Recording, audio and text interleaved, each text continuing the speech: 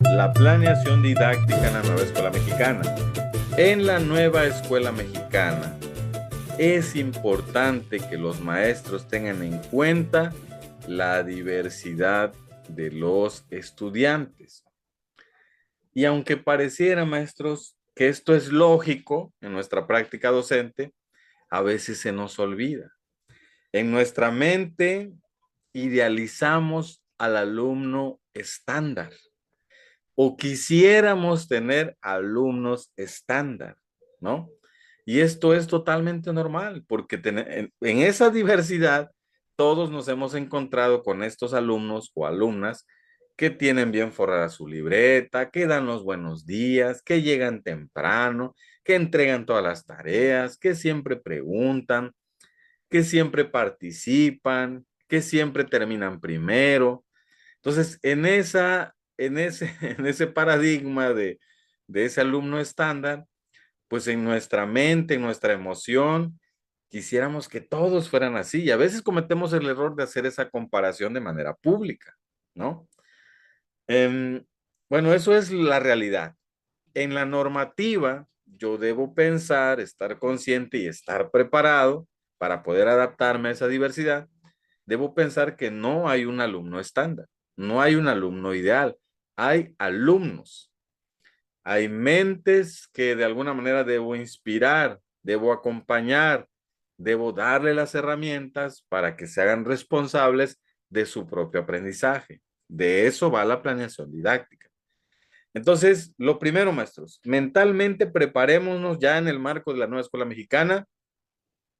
No hay un alumno estándar, hay una diversidad y debo identificarla a partir de comprender su cultura, su idioma, su ambiente, su entorno, su situación económica, su género, y todos estos elementos los considero cuando vaya a planificar mis clases. Y esto también nos da otra luz por ahí, maestros. Cuando hablamos de planeación didáctica, incluso desde el ámbito de la gestión escolar, del ámbito directivo, vemos esa palabra o ese ámbito o esa área como algo administrativo. Yo como directivo, a manera de tener control y poder fiscalizar y meter presión a mis maestros, me entregan la planeación tal fecha. ¿No me la entregaste? Ahí te va una nota administrativa de que no estás cumpliendo, ¿no? Y bueno, podrá ser parte de la normativa, porque pues tienen que entregar planeación los maestros, si no, ¿cómo es que se paran frente a un grupo de alumnos si no traen nada planeado? Eso es normal, pero no es lo principal, maestros. No es el enfoque en el que debemos poner prioridad o poner atención. Los maestros también, cuando se habla de planeación didáctica, por esa misma presión, lo que hacen es buscar la forma de tener su planeación a tiempo y poderla entregar. Y en esa presión, en ese juego de yo soy el opresor, tú eres el oprimido, sucede que nos olvidamos de lo más importante, que es diseñar una planeación que considere esa diversidad y todos estos elementos que estamos leyendo. Entonces, en este paradigma, maestros, en anteriores paradigmas también, pero bueno, esta es una nueva oportunidad que tenemos, debemos planear de manera intencional. Debemos considerar el diagnóstico integral comunitario participativo, en donde pues de alguna manera yo también intervine. Entonces, ese es un primer elemento a considerar, maestros. Ya no debe tener esa visión fiscalizadora la planeación, esa visión administrativa, al menos no al 100%, esa visión instrumental, esa visión neoliberal. ¿Ok? Bien, eso es lo primero. Al integrar los contenidos y relacionarlos con la realidad a través de diferentes temas, podrán definir proyectos que sean más relevantes para los estudiantes. Bien,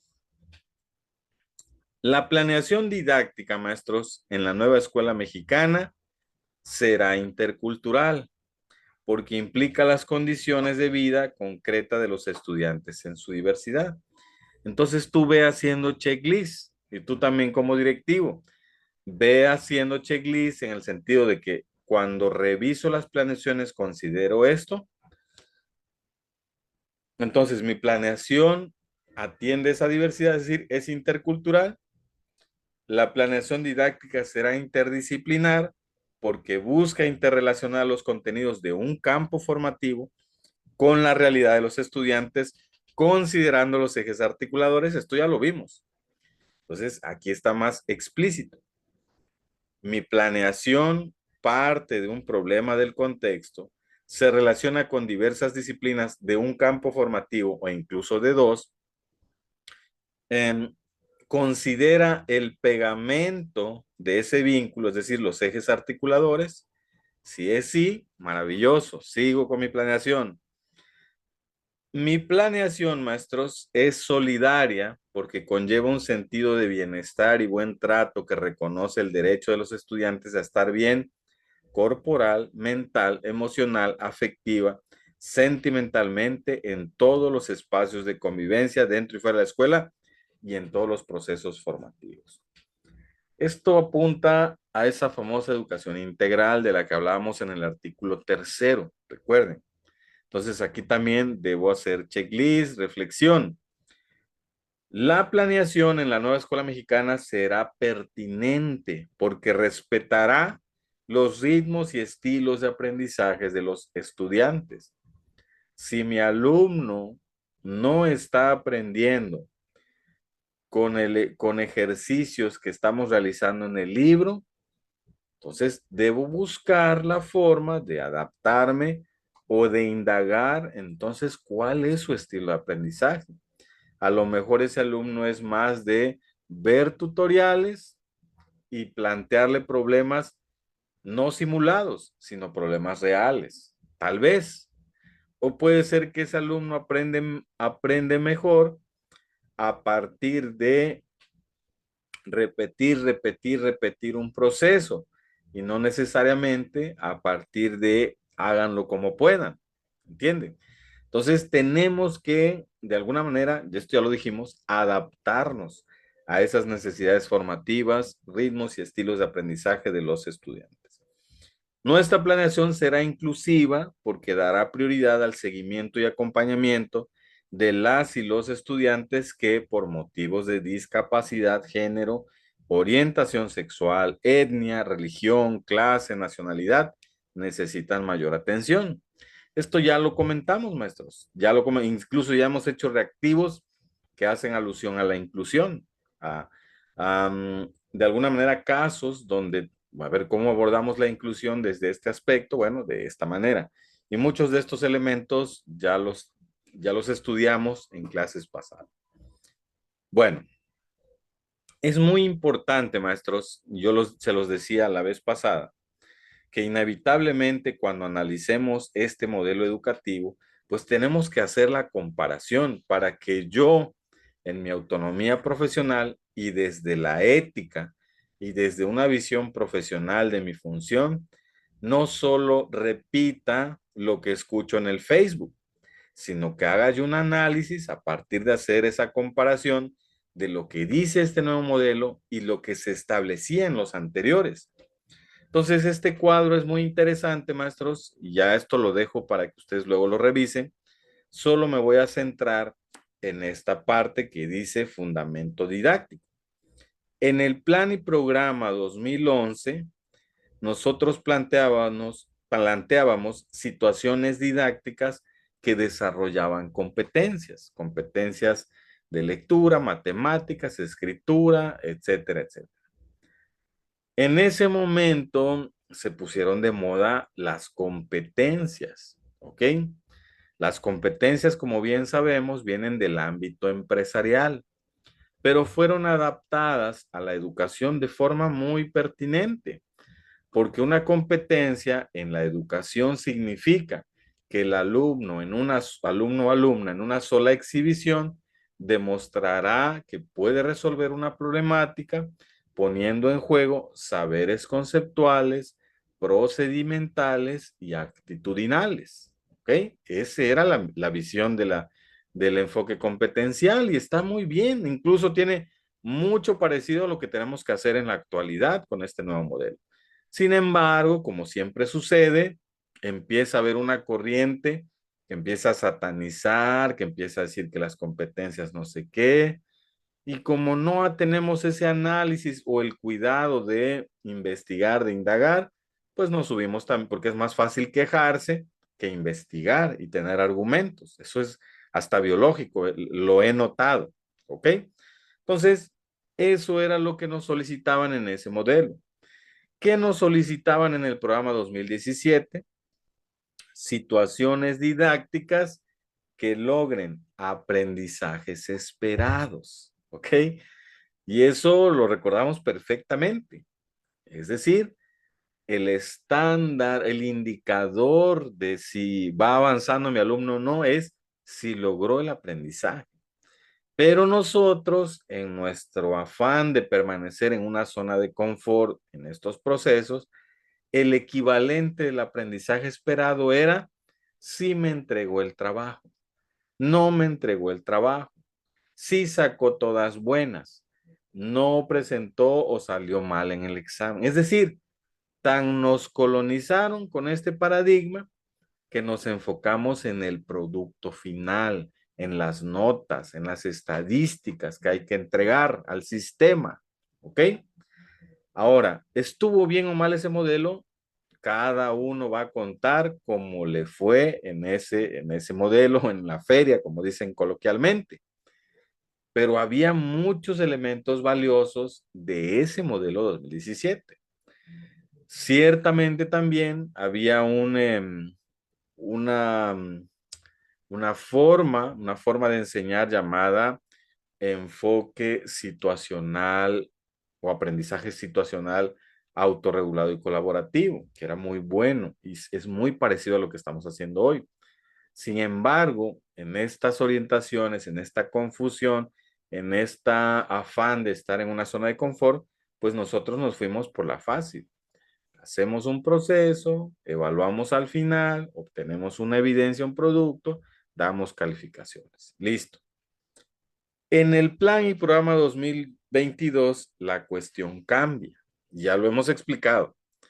En este enfoque 2022, tenemos que plantear situaciones problema o situaciones problemáticas que a su vez se deben abordar de manera didáctica, pero estas no buscan estadísticas como tal, no buscan una nota como tal, sino buscan la transformación local. Y esa es la gran diferencia, maestros.